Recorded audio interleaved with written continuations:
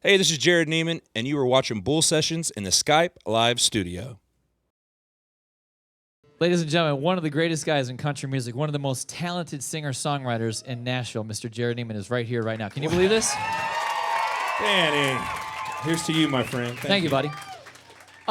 Speaking of being a songwriter, this is always amazing to me because you are in a different league than most people. I mean, to wake up, to be able to the next morning and say, oh, I had a terrible dream, but I got a great song out of it. How you take it from that level and put it down on paper and make it sound as good as you do, that's very talented. And, of course, some of your best friends are great songwriters, Randy Houser, Lee Brice. Do you guys get together? What's life on the road with the three of you guys together? What would people expect to see? I don't know what they expect to see, but I know what they do.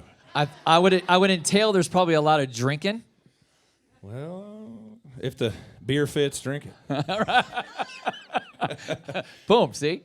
No, I'll tell you what, it's very lucky to be surrounded by so many talented people in Nashville. And what's amazing is your friends are always there. They're always getting better. And just being around their talent makes you better. And in fact, a local guy, John Stone, another guy to throw in that batch. It's a very talented guy. And I'm just, man, it's just cool to those guys are just great to hang out with, great friends to have.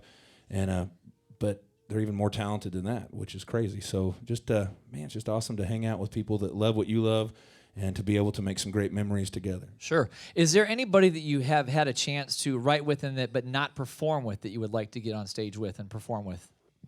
Man, there's a lot on the list. Garth Brooks. Oh, well, okay. Been lucky enough to write some music for him, and, of course, that's a tall order. Sure. But you asked, and that's the honest truth. Well, if you're going to throw someone out there, right? Right. If he's watching, Garth, when you make this happen. If you hear this. Speaking of famous friends, who's on your speed dial on your phone? Can we find Keith Urban? Yeah, Keith Urban. Can we find Carrie Underwood? No. Dang it. My wife erased her number when we got married. Ah. No, in Carrie's defense, she's smarter than that. She'd never give me her number. Lee Brice, for sure. Of course. Can we tweet Randy Houser real quick? I mean, later after the show and see what he's doing tonight? Yeah, he's probably drinking a Moscow Mule. That's his new one. Probably, yeah. Probably. And he can make a mean one. So if you're ever around Randy, ask him to make you one. And he just got married too long ago, so he's probably out of date night, so we better not tweet him. He probably is. But his wife always travels with him, and I was lucky enough to be able to go to his wedding, and it was beautiful, except for it rained. I felt so bad for her because it just started pouring as soon as the wedding kicked off. But I will say it was the quickest wedding I've ever been to. It lasted about 30 seconds, and Randy was like, "Yeah, I do. Let's go." All right, one quick question, because I know everyone wants to sing music with you tonight. What's the one thing that you can never leave home without? I mean, you're constantly on the move from town to town. What's the one thing you just cannot live without besides your cell phone? Oh my God. Well, the guitar's already on the bus. Yeah. Randy, no heckling. Man, there's probably my clothes. Yeah. It's a clean pair of underwear. All right. When you're on a bus with a bunch of other guys, out of respect to yourself and those around you, it's good to have some clean underwear. I was thinking maybe, a couple different hats. They got to have a blue one, a black one, a gray one. A clear one. There you go. Ready to go. How did you come to collaborate with Pitbull? Well, it was the winds were angry. Nashville, Tennessee. No, I literally was at a Mexican food restaurant. That's how every good story starts out. A few margaritas, shots of tequila. I'd love to say, I ran into Pitbull and, we were hanging out, drinking Cristal. But no, I was really at a Mexican food restaurant, and a record label called and said, hey, what do you think about us sending this to Pitbull to see if he'll do a remix? And I was like, looked at my wife, she rolled my eyes, and she's like, what? I was like, they're crazy. They think Pitbull would actually, sing on this. I said, yeah, cool, all right. Yeah, and then a week later, he's gonna do it. I was like, really? So so we sent it to him, and he did his thing, and it was very, very kind of him.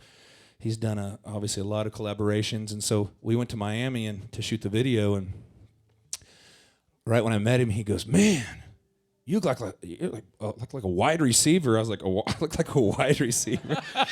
And I have to say though, if there is anybody that likes Pitbull, he's definitely a very, very kind guy and was very gracious and very, very awesome to everybody that I brought with me to Miami. And it was cool, and I know, everybody has their opinions on whether they like that or not. And that's what's great about music is everybody's opinion is right. Because that's what music speaks to all of us in many different ways. And so for me, it was a chance not to step away from country music, but a chance to hopefully bring some other people into country music. Sure. And, because whenever you meet somebody and they still call it country and western, they haven't probably listened in 30 years. Right.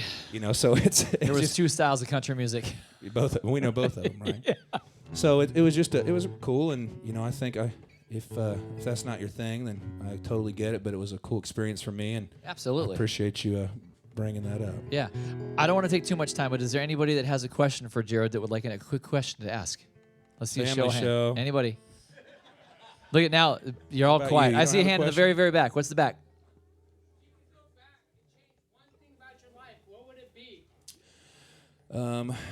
I would have wrapped the umbilical cord around my neck. Stop it. I'm just joking. I'm just joking. I told you it's a family show, just making sure you're still awake. Little ones, quick, get some Burgerville lemonade. I'll tell you what, I'd go back and not say that, what I just said.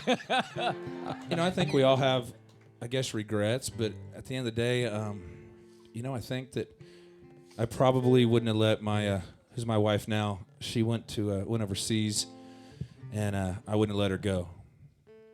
I would have had her stay in Nashville, so I wouldn't have had to live without her for a couple of years. Yeah.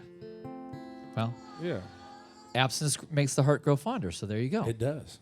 But then again, all the memories we all have are, all of us, it makes us us. They're all wrapped into one, and that makes you the human being who you are. So although there's things I regret, I probably wouldn't change any of them, because then I wouldn't be here with you right now. It's true.